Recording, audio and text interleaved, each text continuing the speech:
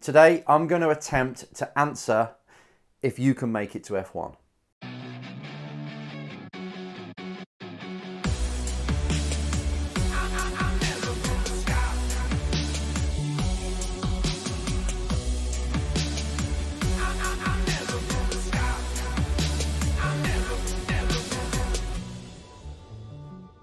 Hello race drivers, this is Enzo with the Race Driver Coach Show, talking about careers, specifically Formula One.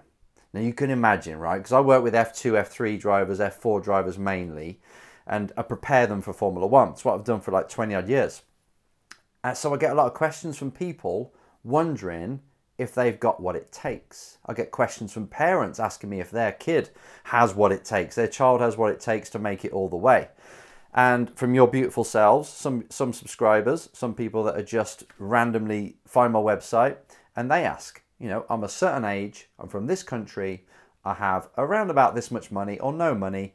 Do you think I can make it to F1? It's a massive question because obviously F1 now, Netflix has put it on a pedestal. It's raised its profile. As soon as they put Drive to Survive on there, our sport just... The top of it now is so healthy. I've never seen it so healthy. The money that's spinning in F1 now and advertisers that want to go there, it's put race teams in a very strong position. And you can see it in the junior programs. Now in F2, F3, F4, even in karting, there's a lot of junior drivers. I mean, over half of the F2 grid are signed up by a junior program, an F1 junior program. That means that they've signed a contract to say that I'm with the F1 team, in a small capacity, on a junior program, of course, and the F1 team's probably subsidizing or paying something towards my racing budget. Not all of it, but some of it. Not all the time either. Some people are actually paying to be on the program. But anyway, over half the field now in F2 have got a contract, are racing in the colors probably of that F1 race team. So you can see the money is there, which is great, but still, it's not a sport where if you're an individual that has talent but doesn't have the money to pay for race driving, you know, to actually get a seat, you still can't make it. It's not as if they're going to see you, learn about your story, see your potential, pick you up and pay for you and go all the way to F1. There's no scholarships really, to be fair. And this is what makes it so painful. And I'd love to change it. I just got to figure out how. Somebody has. And I wish somebody will. If anybody knows how to figure out how to allow people to go to F1 without spending the millions, then get in touch and let's set up a system because it's difficult. But so, you know, you don't want to hear this. This isn't making it any easier for you because you're sat there in your room or wherever you are now listening to this with a burning desire to get to F1, but you just don't know how to start. You don't know how to get there. Is it possible? So today I want to just share with you just a bit of advice and truth about what it takes to get there. So you can judge for yourself whether you're going to go for it or you can take a different path and then maybe you go towards F1 later on. So to start with, to give you a sort of a general template or the skeleton of what it's like to get to F1, it works like this. You start off in karting. And you become successful in karting, right? This is the road to an F1 driver's career. You get wins, maybe you become world champion, maybe you don't. But you really find your feet in karting. You start to learn the craft. You're spending probably, if you're going to Europe and you're doing the good stuff, you're still spending like 200 grand a year. So it's still expensive, right? Euros. So you do karting, you find your feet. It's only because you're too young to get into cars. Once you get into cars, like 14, 15, 16 years old, then it starts to get a bit more expensive. You can do Formula Ford for around 100 grand, pounds or euros, dollars. Or you can go a bit higher and go for something like F4, which then you're talking around about $500,000 immediately. So as you can tell, to get to F1, there's a massive price bracket. There's a massive price barrier, should I say. For you to go that way, it's like, where am I going to find this $500,000? You can do it cheaper. But with the amount of testing these drivers are doing now, they're doing like 30, 40, 50, 60, 70 test days before the race season's even started.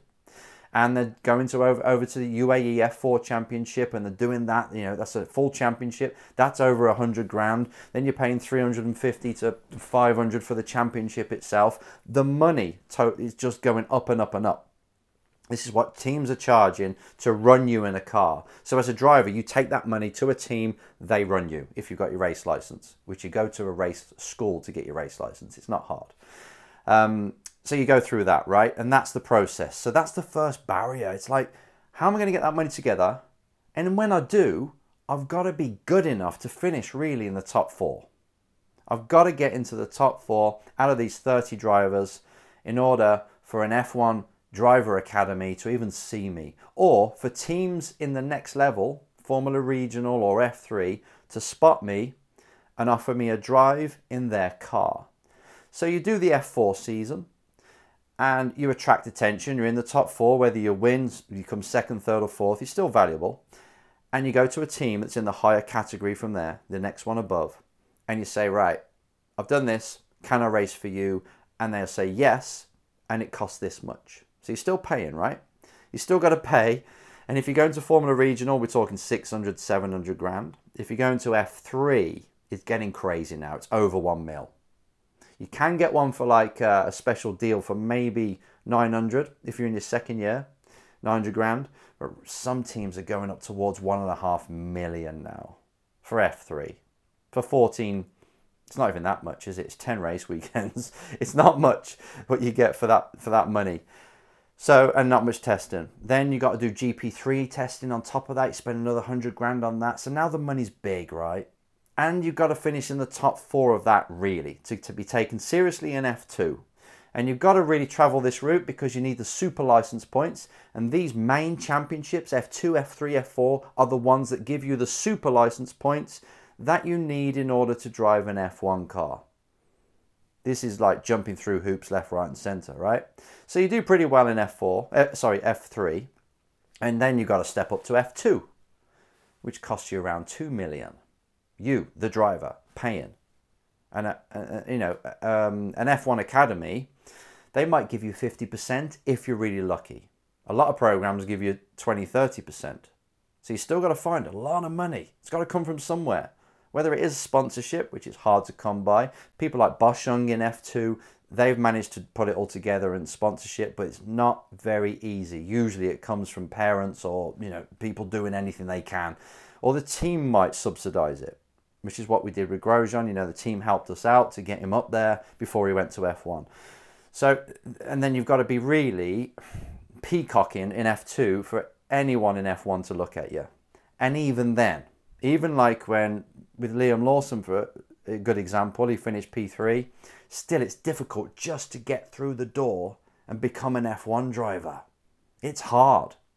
So when you mount up all the years it takes, so you got the karting, then you've got F4, maybe you do 2 years there, and you got F3, F2, and you've got to be at the front for people to notice you and recognize you and take you seriously and see you as a contender and say, right, I think that person can sit in my F1 car and I'll trust them not to upset the sponsors. They can handle the pressure of all that media. When they make one mistake, they're jumped on by the media. They're hounded by the media. They can take all that pressure. I think we can actually give them a chance. So as you are where you are now, and you see that road map that I've just laid out, I think you can kind of get the idea of how difficult it is. No matter how much you want it in here, no matter how much of a good driver you are, it's really difficult. And going back to Liam again, right? Liam Lawson, he jumps in nearly every debut, Super Formula, DTM, F2, all these big championships. In his first weekend, he wins a race. In all these championships, he's done it. He's even done it in Euro Formula F3 and F4. A driver like that is still finding it difficult to get in. He may get in, but it's still difficult, right? It's taking time. That's how hard it is. I want you to understand that. When you look at your current position and you start to think to yourself, how can I actually do this? How can I get all that money together? And then how can I be that good? So I'm the best in Europe and I can take on the guys in Europe. There's a lot of money and a lot at stake for you to do this. So I just want to put that up front and say this is how difficult it is. That's why there's only 20 guys in F1. And they're not moving. You know, there's people in the F1, you could say, around about half the grid, they don't need to be there. They're not good enough to be. They're not the best in the world, right? Let's be honest. The ones at the top, yeah, okay, you deserve. But the ones that you look at certain teams, you're like, you would be replaced by somebody, or you could be replaced by somebody and no one would miss you. There's quite a few of them, right? But they're not moving. They get renewed. So the gaps in the market, there's, you know, you're there, you've got your money, you've got the results in F3 and F2, you're ready to pop, but still there's nowhere to fit you unless 3 or 4 of them move and get out. And that takes years. So timing is another thing. So this is really difficult, as you can tell, to get to F1. It's hard. So that's why really, when people ask me, is my driver or am I good enough to get to F1? I say, yeah, probably, but it's nearly irrelevant because there's all these hoops that you have to jump through. So my advice for anyone who's shooting for a career in motorsport is, yeah, okay, climb that F1 ladder, go as high as you can, but really keep your goals kind of a little bit more short term. It's like, how am I going to win or get the most out of my package this season? And how can I get the sponsors in that can help pay for next year? And you just keep all your focus there. And as a driver, you've got the overall season in mind of what you want to achieve. But then you've got to look to the actual current race weekend, put everything into that race weekend. And you keep there. That's your full focus. Because if you just focus on what's happening right now, this next race weekend that's coming up, and you maximize it, you prep really well. You learn from it what you can. You talk to the team, you motivate the team. You get that engineer to give you the car that you need so you can perform at your best. You get the coach to really work you hard and make sure that you are ticking all the boxes. And then you review and you go to the next race weekend.